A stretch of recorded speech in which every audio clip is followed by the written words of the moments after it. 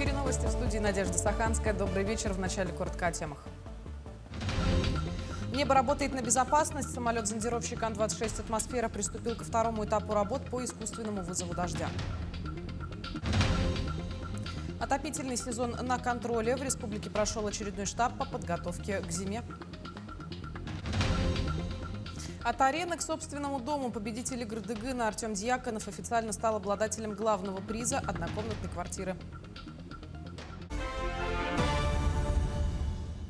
Самолет-зондировщик Ан-26 «Атмосфера» авиакомпании «Полярной авиалинии» приступил ко второму этапу работ по искусственному вызову дождя. Синоптики обещают ресурсные облака 10-11 июля. Экипаж готов ими воспользоваться.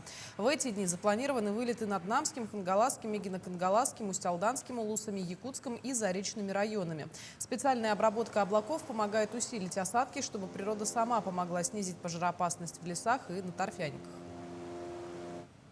Глава Якутии собрал руководителей улусов, чтобы дать старт главной летней задаче аграриев – кормозаготовки. Прошлый год показал, результаты растут. Надой молока увеличился на 6%, а заготовка сочных кормов выросла до 12 тысяч тонн. Но есть куда стремиться. Сейчас их доль всего 11%, тогда как в среднем по Дальнему Востоку 23%. В Чурапчинском улусе запускают пилотный проект «Цифровая агрокарта». В селе Мырыла уже высеяли 7 видов кормовых культур. А в перспективе планируют расширить пашню до 3500 гектаров. В текущем году план составляет 423 тысячи тонн грубых кормов, 14 700 это по сенажу и 29,9 тысяч это по силосу. В текущем году пойманы места второго уровня, вода есть, травостой хороший. Соответственно, мы готовы, на местах готовы, сельхозорганизации готовы уже выйти на работу. Соответственно, единственная проблема текущего года это по ГСМ. Выработка сегодня механизмов уже разработана, утверждена с Министерством гражданской обороны, доведена до всех муниципальных районов. Сегодня наши топливные компании готовы с учетом своих резервов на местах отпустить на тары и, соответственно, по объемам, которые заявлены в списках. В республике состоялся очередной штаб по подготовке к отопительному сезону, в ходе которого рассмотрен ход выполнения мероприятий в муниципальных образованиях. О ситуации доложили представители улусов Якутии. При этом наиболее сложная обстановка сохраняется в Алданском, Ленском и Алекминском районах. Основными вопросами, поднятыми главами муниципалитетов, остаются финансирование предприятий, обеспечивающих теплоснабжение и водоснабжение, а также выделение оставшихся средств на подготовку объектов коммунальной инфраструктуры. Также заслушали те районы, которые сегодня не до конца довели документы для получения паспорта готовности. К сожалению, есть такие районы. И надеюсь, что сегодняшнее совещание подтолкнет к тому, чтобы все документы своевременно были предоставлены. И как это бывало и раньше, паспорт готовности республика получила в полном объеме. В Амге прошло выездное заседание Совета представительных органов муниципальных образований при Госсобрании Илтумен. На мероприятии обсудили 3 вопроса: о полномочиях органов местного самоуправления муниципальных районов, городских и сельских поселений, о развитии искусственного интеллекта в республике и о подготовке к проведению единого дня голосования, которое пройдет 20 сентября. Первое, это, конечно, мы сегодня обсудили вопрос по предстоящему распределению полномочий между государством, муниципалитетами, уровнями муниципалитетов. Вы знаете, что федеральный закон 33 было внесено нынче изменение о том, что по полномочиям субъекты Российской Федерации должны принять закон, уже учитывая, что они будут вступать в действие с 1 января 2028 года. Поэтому определенное время нам дано. Мы сейчас детально это анализируем, обсуждаем, потому что от этого зависит вообще жизнь всех муниципалитетов на местах. В Москве прошел второй форум «Женщин Севера». Он объединил представительниц коренных малочисленных народов, власти и бизнеса. Форум организован Советом Федерации, Министерством России по развитию Дальнего Востока и Арктики при поддержке Ассоциации коренных малочисленных народов Севера, Сибири и Дальнего Востока. Социальные проекты, которые реализуются в Якутии, на сессии «Традиционное природопользование, бизнес и социальная ответственность» представила компания «Норголд».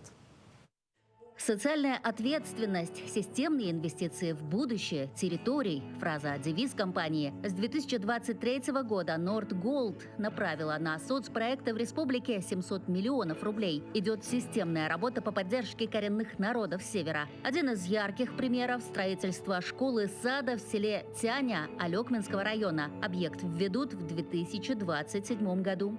Это не просто здание, это создание равных возможностей для детей, которые хотят получать качественное образование, не покидая родных мест. Прокладка волоконно-оптической связи для жителей таежных поселков, развитие оленеводства, обеспечение оленеводов техникой, ГСМ, снегоходами, предоставление санаторно-курортного отдыха по сохранению эвенкийского языка, программа «Эведы Умук». А еще Местным общинам были перечислены компенсации по итогам этнологических экспертиз в размере 5 миллионов 900 тысяч рублей. И все наши проекты проходят обязательное одобрение этнологической комиссии. большая работа проводится и в Ижанском национальном наследии. Сотрудничество с ассоциацией эвенков служит надежной опорой в деле защиты интересов местного населения. Ни один проект не остается без их пристального внимания. В 2025 году, учитывая желание местного населения, Ижанского национального наследия, компанией Nordgold был установлен прибор, который показывает радиационный баланс. Прибор установлен буквально в самом центре села Ижанцы, и каждый житель имеет право в прямом доступе знакомиться с показаниями данного прибора. По экологии также проводится отбор проб воды в реках Хамна и Алдан. Nordgold вносит вклад и в проекты исторической памяти. Nordgold помог осуществить проект восстановления стелы, посвященной воинам Великой Отечественной войны села Ижанцы в честь 80-летия Великой Победы. И второй проект, это касается книги как раз о тех же самых воинах. И проект буквально высокого полета по сохранению восточной популяции стерха – «Полет стерха». В этом году на правом берегу реки Алдан появилась новая станция окольцевания птиц, смотровая площадка, хозяйственные объекты. Сегодня парламент Республики Саха-Якутия может заявить о том, что недропользователи в Республике Саха-Якутия имеют свои программы, совместные работы с местным сообществом. И мы хотели бы отметить работу промышленного предприятия Nordgold. Все это, конечно же, фиксируется, и население видит, работа идет не для галочки, а именно на совесть. Nordgold продолжит реализацию социальных и экологических проектов в Якутии. Об этом представительница компании сообщила на форуме «Женщины Севера». Всего форум объединил представителей 40 народов Севера, Сибири и Дальнего Востока. Участие приняли 52 региона страны. Айсана Барнашова, Виктор Олесов, Москва. В Хандыге продолжается капитальный ремонт крупнейшей школы Тампонского района. Образовательное учреждение, где обучаются более 650 детей, впервые за многие годы обновляет фундамент и кровлю. Работы ведутся в рамках федеральной программы модернизации школьной системы образования и должны завершиться до начала нового учебного года. Первый этап в этом году делаем. То есть первый этап у нас получается укрепление, усиление фундамента. Второй этап у нас, это первому этапу еще у нас восстановление кровли. У нас материал 90% завезли, уже здесь находится. Ведутся работы по укреплению и также по крыше. Так, работу уже с первого мы начали. Срок у нас до 15 августа. В данный момент работает 3 бригады. Будем обживать. Победитель игры Дыгына Артем Дьяконов стал официальным обладателем главного приза состязаний – однокомнатной квартиры в жилищном комплексе «Город в парке». На минувшей пресс-конференции чемпион в торжественной обстановке подписал соглашение и поделился планами на будущее. Расскажем о них в следующем сюжете.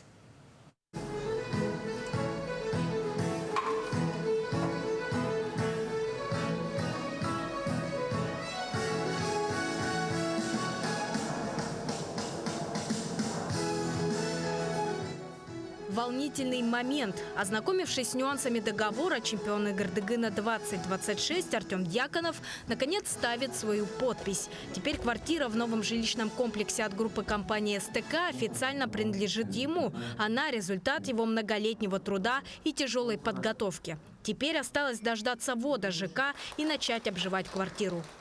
Вид на сопку, на природу очень понравилось. И планировка, вот, проект понравилось микрорайона. И, ну, удобно. И рядом детский сад есть, и школа есть, и детские площадки есть. К слову, в играх спортсмен участвует не первый год. Но призы этого сезона стали дополнительной мотивацией для всех ботуров. Поэтому борьба выдалась жесткой. Именно этого и хотели главные спонсоры состязаний – группа компаний СТК. Как отмечает генеральный директор застройщика, они сами вышли с инициативой поддержать спортсменов. Да, у нас в компании среди коллектива очень много поклонников игр. И как бы решение такое мы приняли в целях поддержки, получается, национального многоборья, да? Ну и поднятия уровня престижа.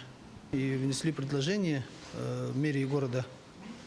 Ну, мэрия приняла, и так мы и стали спонсорами. Новая квартира чемпиона расположится в живописном месте по Вилюйскому тракту. Название оно носит соответствующее – «Город в парке». Вот первой очереди комплекса запланирован на конец следующего года. При этом там построят не только школу и детский сад. Ну и еще планируется зал единоборств. Ну, то есть это будет полностью обеспеченный район всем необходимым, можно сказать, город в городе.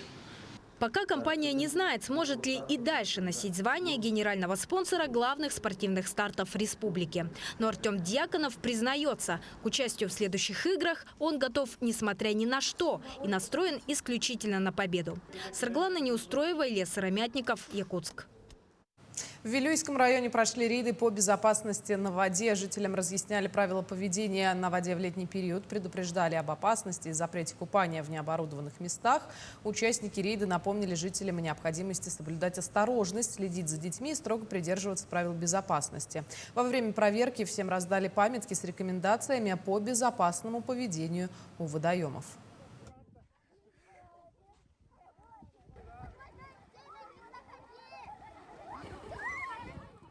В соответствии с правилами охраны жизни людей на водных объектах запрещается в несанкционированных местах заходить в воду. При выявлении несовершеннолетних на воде родители и законные представители несут административную ответственность за неисполнение родителями или иными законными представителями несовершеннолетних обязанностей по содержанию и воспитанию несовершеннолетних. Купание разрешено в специально отведенном месте. Так, с 29 июня текущего года работает городской пляж. Административная комиссия Вилюйского района рекомендует соблюдать правила охраны жизни людей на водных объектах. Это были все новости к этому часу. До встречи в итоговом выпуске новостей.